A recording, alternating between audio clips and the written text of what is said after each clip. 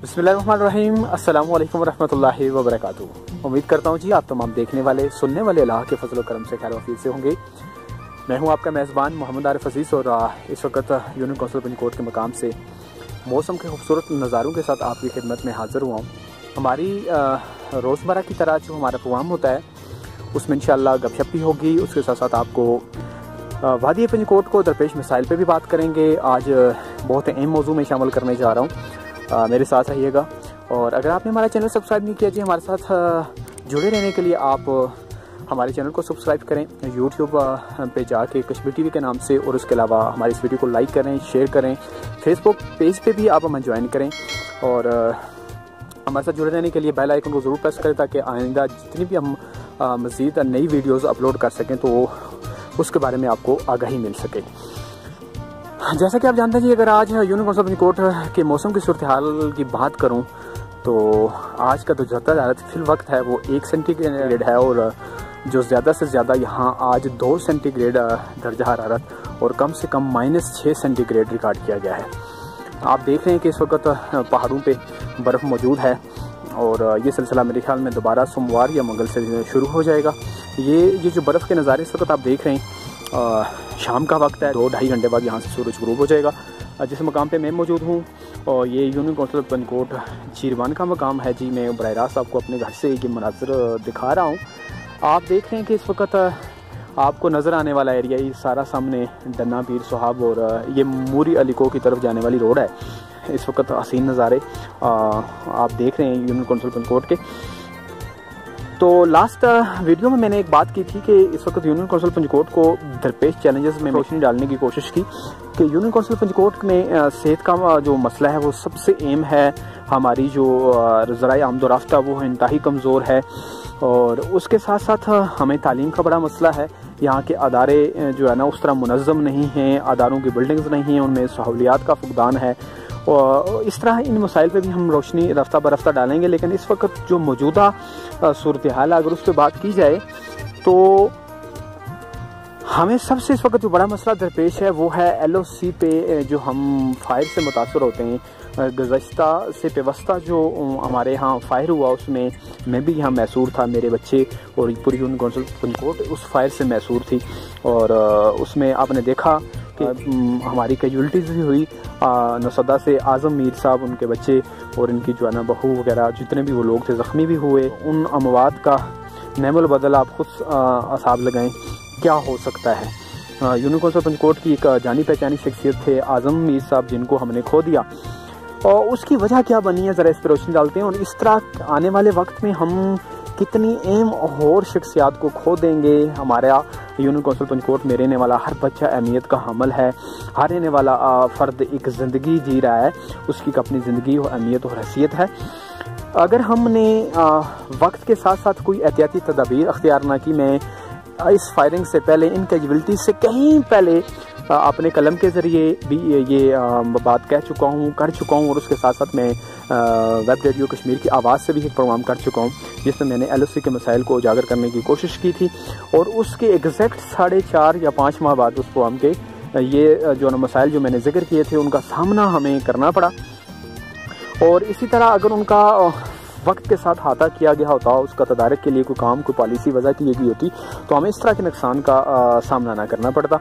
लेकिन आज फिर एक बार मैंने कोशिश की, उसमें मैंने कहा था लास्ट वीडियो में कि मैं कोशिश करूंगा कि आपको यूनियन कौंसिल पंजकोट को दरपेश मसाइल में से चंद अहम मसाइल पे अपनी रोशनी डाल सकूं और उसके साथ तजवीज़ भी पेश की जा सके। कोशिश करेंगे इंशाल्लाह, हमारे साथ रहिएगा। बात करते हैं कि LOC में इस वक्त जितने भी लोग बस रहे हैं इनकी माली पोजीशन इतनी स्ट्रांग नहीं है, इतनी मजबूत नहीं है कि ये अपने खुद अपने जो है ना ज़िम्मे लेकर ये चीज़ अपने लिए कुछ महफूज बंकर बना सकें, कोई हिफाजती जगहें बना सकें, मोर्चे बना सकें। लेकिन चंद लोगों ने ऐसा करने की कोशिश की है और जिन्होंने की है उनको क्या मसाइल का सामना रहा है इस पर भी बात करेंगे। और उसके साथ साथ जिन लोगों के पास ये वसाइल मौजूद नहीं है वो उनको इस वक्त किस तरह का जो है ना ख़तरा लाक है। देखें, सबसे पहली बात है कि इस वक्त LOC पे बसने वाले ये यूनियन कौंसिल पंजकोट हल्का 2 में यूनियन कौंसिल है जो LOC पे है।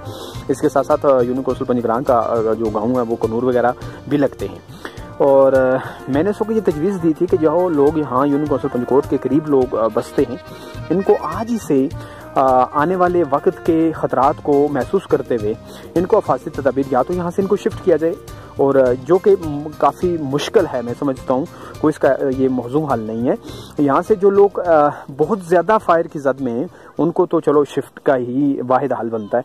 जो लोग यहाँ मुसलसल हैं, जिनकी यहाँ प्रॉपर्टीज़ हैं, ज़मीनें हैं, जिनका मुहाशी सारा जो है ना वो माशियत अपनी इस गिरदोपेश इन ज़मीनों पर मुनसर है, वो लोगों को शिफ्ट करना काफ़ी मुश्किल हो जाएगा।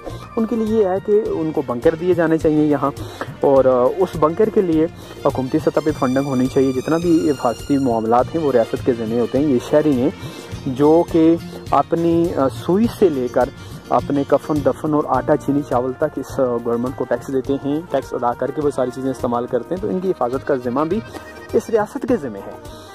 उसमें होना ये चाहिए कि फ़िलवक्त तो फ़ी ख़ानदान ये मिलना चाहिए। अगर फ़ी ख़ानदान नहीं हो सकता तो कम से कम कम्युनिटी बेस पर जो होना चाहिए, महल्ला वाइज से एक मोर्चा ज़रूर यहाँ होना चाहिए। अनफॉर्चुनेटली जो हमारी सियासी मजहबी जितनी भी क़यादत है जी, सोशल समाजी, उसने कोई मौसर आवाज़ नहीं उठा सकी। अगर वो मौसर आवाज़ उठाई भी गया सरसरी तौर पे, तो वो उसके लिए मुस्तकिल मिजाजी से उसका पीछा नहीं किया गया, उसके ऊपर काम नहीं किया गया, जिसकी वजह से इंतज़ामिया भी सुस्त हो जाती है। हालांकि होना नहीं चाहिए, इसे इंतज़ामिया की जिम्मेदारी है कि कोई लोग वहाँ की आवाज़ उठाएँ या ना उठाएँ, खुद उनको समझ आनी चाहिए कि हमारे रियासत के लोग हैं, इनके ये मसाइल हैं और उनको खुद पहुंचना चाहिए। लेकिन अनफॉर्चुनेटली पाकिस्तान में ऐसा नहीं है, और खुसूसन मुस्लिम माशरों में ये बहुत कम देखने को मिलता है कि कोई किसी की अपनी जिम्मेदारी को खुद अपने कानून पर जो उस पर आयद है या उसके कानून पर जो डली है उसको महसूस करे और खुद जाके उस जिम्मेदारी को निभाए। कतन ऐसा नहीं होता, बल्कि होता ही है कि उसको जिम्मेदारी का एहसास दिलाना पड़ता है, और वो एहसास जब उसको होता है तो उसको मान जाए तो वो जिम्मेदारी को पूरा कर लेता है। लेकिन मैं ये जो बात कर रहा था कि इस वक्त जितने भी लोग इस वक्त इस मामले पे आवाज़ उठाने वाले थे, उनको चाहिए था कि इसके पीछे मुस्तकिल बुनियादों पर उनके पीछे खड़े रहते, उनको याद आनी कराते रहते कि इससे पहले कि हमें और मज़ीद नुकसानात हों तो ये काम हो। लेकिन नहीं हुआ।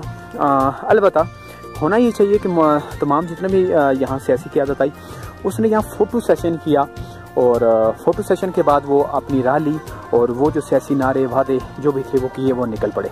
मैं उस वक्त भी इन सियासी तमाम जितने भी लोग थे जिनकी हम हमायत कर रहे हैं या नहीं कर रहे, या जो हमारे मुखालिफ लोग हैं या बरसर इक़्तिदार लोग हैं, हम सबको बशमूल ये बात मैं आज कह रहा हूँ कि आपकी उन सेल्फियों से, आपकी उस आमद से कतन इन लोगों के ना दुख दूर हुए, ना दर्द दूर हुए, ना इनको जो दरपेश मसाइल हैं उनमें कमी आई, और ना इसका ये हाल है कि आप आएँ। बिल्कुल हम आपको जानते हैं, आपको हमेशा खुश आमदीद कहेंगे, आपका आना आपका फरीज़ा है, क्योंकि आपने खिदमत का जो दावा कर रखा है उसके लिए आपको हमारी खिदमत के लिए हमारी दहलीज पे आना है। इसमें कोई किसी के ऊपर कोई एहसानमंदी नहीं है, लेकिन आप आए हैं, उस मसले का हल क्या लेके आए हैं। सबसे पहला मेरा सवाल सोशल मीडिया पे भी यही रहा है, और आज भी मैं इसके लिए आवाज़ बुलंद कर रहा हूँ कि आपकी वो आने से, उन तस्वीर से, उन लोगों के पास बैठे से क्या ये मसले दूर हो गए? नहीं हुए। आप हल क्या लेके आए भाई? आप आगे पीछे भी आते रहें।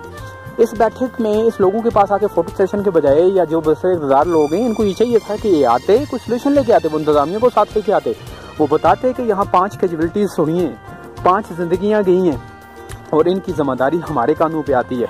और आप अगर हकीकी तौर पे इस यहाँ की नुमाइंदगी हैं तो यकीनन आपको सोचना ये चाहिए था कि हम यहाँ के बसने वालों को क्या हाल दे रहे हैं। दूसरी बात यह है कि आप इंतज़ामिया को लेके आते, इंतज़ामिया को आपने इन लोगों का एहसास दिलाते कि ये लोग यहाँ ज़िंदगी बसर करने पे मजबूर हैं।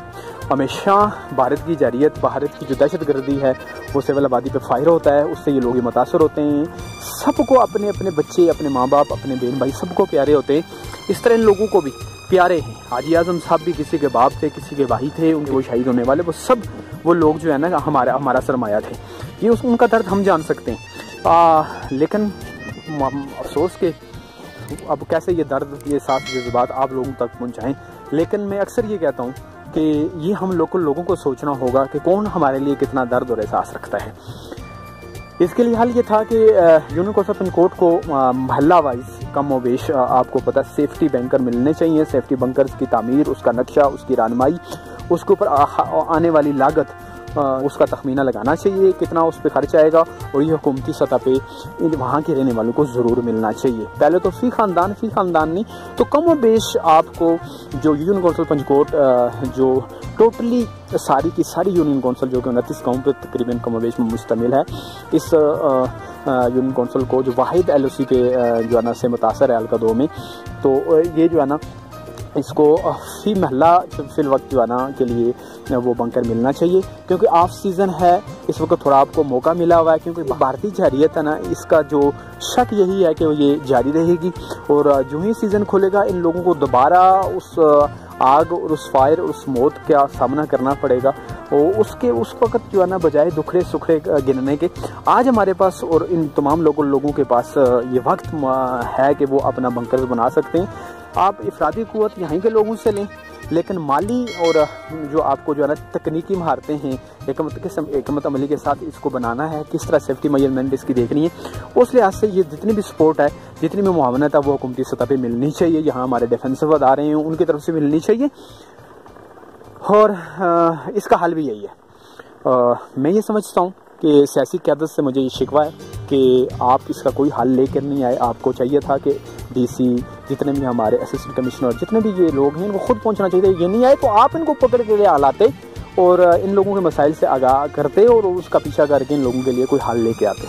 लेकिन अनफॉर्चुनेटली ऐसा नहीं हुआ, और मैं इन तमाम जो हमारे इस वक्त नौजवान हैं इनसे मैं अपील करूंगा, और जितने भी मुझे बुजुर्ग हज़रात यूनियन कौंसिल पंचकोट की नुमाइंदगी सुन रही है, मैं आपसे गुजारिश करूंगा कि हाँ हमारे ज़िम्मे जितना भी आप बोझ डालेंगे हम हाजिर हैं। अपनी इस्तादात के मुताबिक आवाज़ भी बुलंद कर रहे हैं, आपसे बात भी कर रहे हैं, और इसके लिए खड़े भी हैं इंशाअल्लाह। जहाँ जहाँ जिस स्टेज पे खुदा ने मौका बख्शा अपनी काविश के तहत इसको इंशाअल्लाह इसको उजागर करते रहेंगे। LOC पे रहने वालों का बहुत बड़ा मसला है जी, यहाँ एम्बुलेंस नहीं है। अनफॉर्चुनेटली एक बात आपसे आज शेयर करूँगा कि DHO साहिद ईमान साहब ने मेरा कलसी से जो इनका ताल्लुक है, ये जो यूनियन पंचकोट का ही गाँव है, वो आजकल डिस्ट्रिक्ट हेल्थ ऑफिसर है मुजफ्फराबाद में, उनके बेहद मशहूर हैं। उन्होंने हमारी इस दुख दर्द को महसूस करते एक एम्बुलेंस पटेका से यहाँ शिफ्ट की BHU जो आपका कुंडा है, लेकिन मुझे सुनने में यह है कि वो एम्बुलेंस दोबारा वापस पटेका बुलाई गई है और वहाँ के लोगों ने वहाँ एहतजाज किया है और मजबूरन उनको एम्बुलेंस भेजनी पड़ी है। सबसे पहला शिकवा कि मुझे उन लोगों से है कि आपके पास अगर एक एम्बुलेंस है, हम तो उस जगह पे बॉर्डर के मुंह में हमारे पास एक एम्बुलेंस भी नहीं है, अगर यही एक एम्बुलेंस आप यहाँ रहने देते तो ये भी इंसानियत के नाम पे ही काम था, एक फरीज़ा था। हम भी आपके भाई हैं। अगर हुकूमती सतह पे कमज़ोरियाँ रही हैं, उन लोगों ने हमारी जो है ना इस मुश्किल का एहसास नहीं किया, तो अगर कहीं से अगर आ गया कोई तो आपको एहसास कर लेना चाहिए था। ये कतन दुरुस्त बात नहीं है, ना शरी लिहाज से अखलाकी लिहाज से, कि आप अपने भाई को यूँ मुश्किलों में छोड़ दें और आपके पास एक चीज़ मैसर हो और उसको तक ना पहुंचा सकें। तो सबसे पहला शिकवा एलान पटेका से मुतल्लिक़ जितने भी मुज़ाहिरीन थे उनसे है मेरा कि आपको ऐसा नहीं करना चाहिए था। अगर एक एम्बुलेंस आपके पास मौजूद है, 2 एम्बुलेंस थी, एक एम्बुलेंस अगर BHU क्या नाम है कुंडा में यूनियन कौंसिल पंचकोट आवाम को कहीं जो है ना वो काम आ जाती, तो इसमें मेरे ख्याल में हम सब की भलाई थी, यही खैर का पैगाम था, लेकिन ऐसा नहीं हुआ। अगर ऐसा नहीं है तो मैं दोबारा अपील करूंगा कि महकमा सेहत को BHU की तमाम सहूलियात को जो है ना वो बढ़ाना चाहिए और कम से कम नहीं 4 से 5-6 बेड का रेगुलर यहाँ हॉस्पिटल होना चाहिए। फर्स्ट एड की यहाँ फैसिलिटी होनी चाहिए। कोई भी इस तरह की हंगामी सूरत हाल में जो है ना फर्स्ट अप्रोच हमें यहाँ हो सके, और ambulance access to CMH Muzaffarabad होनी चाहिए। अगर इस तरह कोई सीवियर केस हो तो उसको हम वहाँ से शिफ्ट कर सकें। यहाँ तो 3 से 4 और बख्तरबंद यानी कि बुलेट प्रूफ एम्बुलेंस होनी चाहिए, बजाय उसकी कि नॉर्मल एम्बुलेंस से हम महरूम हैं और स्टाफ से महरूम हैं। और ख़ासकर इन नाजुक दिनों में इस जो है ना सूरत हाल से हमें निपटने के लिए फौरी तौर पे इक़दाम करने की ज़रूरत है, इसके बजाय कि हमारे ऊपर एक और आम मुश्किल वक्त खड़ा हो और तब हम दौड़ रहे हों। तो आज की गपशप में मैंने कोशिश की है जी कि आपने एक अपने अंदाज में आप तक एक बात पहुँचा सकूं और एक फार्मल वे से आपको पंचकोट के नज़ारे भी हो सकें। उसके साथ साथ यूनियन कौंसिल पंचकोट को दरपेश जितने भी चैलेंजेस हैं उनमें से एक अहम मसला हमारा इस वक्त ये जो LOC पे जो जाहिरियत है भारत की, उससे पैदा होने वाले मसाइल में से जो चीज़ें थी मैंने आप तक कोशिश की है पहुँचाऊँ। अगर आपको ये मेरी बात अच्छी लगी हो, इसमें आप समझते हैं कि मज़ीद आपके पास कुछ तजावीज़ हैं, कोई आरा हैं और वो भी पेश करें, और उसके साथ साथ इसको शेयर करें ताकि दूसरे लोगों तक ये हमारी आवाज़ पहुंच सके। यूनिवर्सल सुप्रीम कोर्ट को इस वक्त क्या मुश्किलात हैं और इस वक्त यकीनन हमारे पास वक्त है, हम इस वक्त से फ़ायदा उठाते हुए अपनी तमाम जो है ना एहतियाती तदाबीरें उनको पूरा कर सकते हैं। इसके लिए मैं जितने भी इदारे बाला जो लोग हैं और उन तक ये पैगाम पहुंचाता हूं कि आप यूनियन काउंसिल सुप्रीम कोर्ट के इन मसाइल को महसूस करें, इसके लिए इसके सलूशन के लिए अपना किरदार अदा करें। ये एक हमारा जो है ना मशर्ती फरीज़ा था जो हमने पूरा किया। उसके अलावा यूनियन काउंसिल सुप्रीम कोर्ट के नौजवानों से मुल्तमिस हूँ कि बहुत से काम ऐसे हैं जो मैं और आप मिलकर एक दूसरे के कर सकते हैं, जिसके लिए हमें किसी भी किस्म की इस तरह की तहबंदियों की ज़रूरत नहीं है, बल्कि हमें आपस में मुत्तहिद होने की ज़रूरत है और अपनी सलाहियतों को समझने की और इस्तेमाल करने की जो है ना वो तरकीब आनी चाहिए, तरतीब आनी चाहिए। तो इंशाअल्लाह हम यूनियन काउंसिल पंचकोट के बहुत सारे मसाइल हल कर सकते हैं, ख़ुद अपने बुनियादों पर हल कर सकते हैं। तो इंशाअल्लाह उसके लिए भी लायामल तय होता रहेगा जी। थोड़ा सा अगर आपको मैं इस वक्त मौसम की सूरत हाल करूँ तो काफ़ी ठंड हो रही है, मैं इस प्रोग्राम के दौरान भी काफ़ी ठंड महसूस कर रहा हूँ। इंशाल्लाह किसी नई वीडियो में दोबारा आपकी खिदमत में हाजिर होऊंगा, और कोई बात मेरी बुरी लगी हो, कोई चीज़ आपको नागवार गुजरी हो और उसके लिए मैं आपके यहाँ और खुदा के यहाँ माफ़ी का तलबगार हूँ, ज़रूर माफ़ कीजिएगा। एक इंसान हूँ, इंसानी काविश के तहत मैंने आपसे जितनी भी गपशप की, जितनी भी बातें की, वो ज़ाती मेरा एक नज़रिया है, ज़ाती एक फ़िक्र है, ज़ाती काविश है। इसमें बहुत सारी कमी पेशियाँ हो सकती हैं, कोई परफेक्ट नहीं है, लेकिन मेरी एक छोटी सी काविश थी कि आप लोगों तक ये आवाज़ पहुंचाई जाए और इन मसाइल की अहमियत को आप तक पहुंचाया जाए कि कितना अहम है हमारे लिए कि इन मसलों का हल हमें होना चाहिए। किसी नए प्रोग्राम के साथ दोबारा आपकी खिदमत में हाजिर होगा, तब तक के लिए अपना और अपने प्यारों का ढेर सारा ख्याल रखिएगा, गिरदो पेश में खुशियाँ बांटिएगा। अपने मेज़बान मोहम्मद आरिफ अजीज़ को इजाज़त दीजिए। अल्लाह हाफिज़।